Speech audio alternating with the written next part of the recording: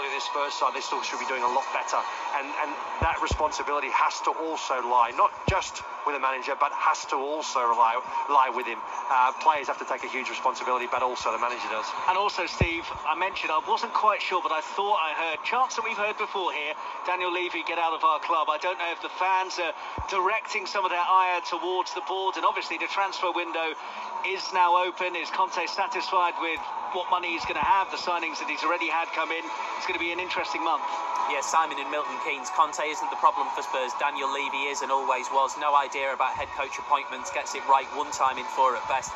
Most of his choices are half-baked ego trips. Tottenham are fifth in the table, so it's not all doom and gloom. But 2 games since the World Cup break, 1 point out of matches against Brentford and Aston Villa. And on Villa, Mark Schwarzer, let's start praising them now because they were brilliant. Luke says, Villa change manager, get a top boss in, become good. It's not rocket science. Daniel, Emery has got this Villa side looking very, very solid indeed.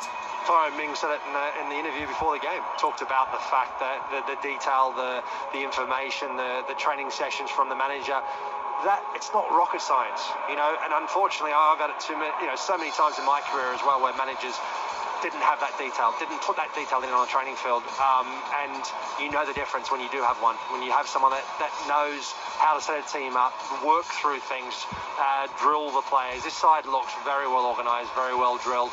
And yes, in the first half it wasn't the greatest of performance from either side. However, you know, Villa are a side in transition, a new manager, new way of playing, everyone getting to know each other still. But they came into their own in the second half, and certainly going up 1-0 was a bit fortunate. But from that moment onwards, they controlled the game. They didn't really ever look in danger. It's also, Mark, Scott, to do with, you know, the development of the Premier League.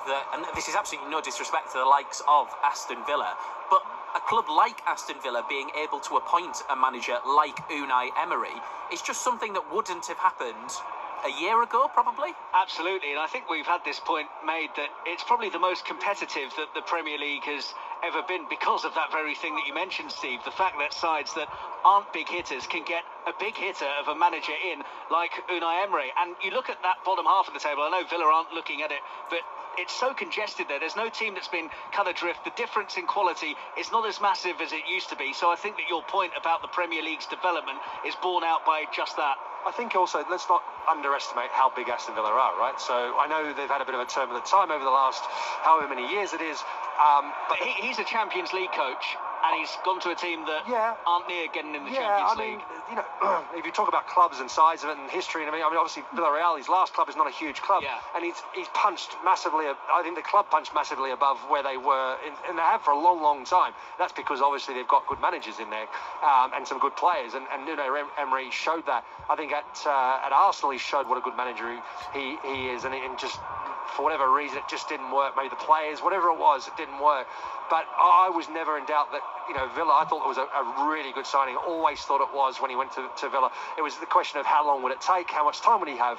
But I'm not surprised that someone like Unai Emery would want to take a Villa job, though. And also, I mentioned beforehand that it looked as though he was happy to maybe concede a bit more possession to make them more solid defensively. They were so beautifully organised, but also potent going forwards, as we saw from the goals. That one that was an exchange of passes between McGinn and Douglas Luiz was a thing of beauty. Make sure you watch Match of the Day 2 tonight. So they have got that perfect combo. They look tougher to score against, and they look dangerous going forwards. And with a manager in Unai Emery, you'll be able to attract better players. So again, it could be a very interesting window for Villa as well. Yeah, maybe not necessarily in January, because obviously we know how difficult January can be, but certainly moving forward, I think for so many reasons. I mean, first and foremost, the football, the way that Villa have started under Unai Emery, but also the fact moving forward, players, the type of players that want to play under him. And you think about the fact that when Steven Gerrard was there, McGinn, it wasn't really working out for him so well. There was issues with Mings at times as well, and they're blossoming as we saw today.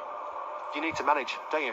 Manage players at times as well, and I think Unai Emery coming in has managed this group of players very, very well. I think getting players on side, buying into your methods, and even if you don't necessarily see someone as being someone who's going to be in the future plans, you still need them.